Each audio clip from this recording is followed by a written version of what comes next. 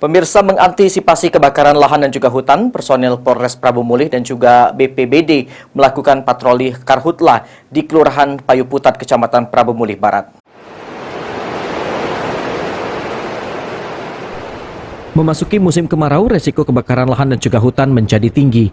Untuk itu, Kapolres Prabu Mulih AKBP Widiardi bersama dengan Kepala BPBD Sriono dan juga Kapolsek Prabu Mulih Barat Ibtu Arafik menggelar patroli karhutla di wilayah Kelurahan Payu Putat, Kecamatan Prabu Mulih Barat.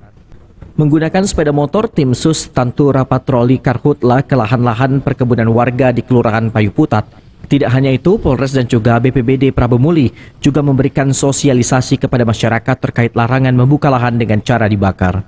Kapolres Prabu Mulih AKBP Widiardi mengatakan patroli karhutla gabungan ini bertujuan melakukan pemantauan jangan sampai terjadi karhutla dan juga deteksi dini keberadaan hotspot. Kami tadi melaksanakan patroli untuk penanggulangan kebakaran hutan dan lahan sekaligus sosialisasi agar tidak terjadi kebakaran hutan ataupun lahan di wilayah Kota Prabu Mulih.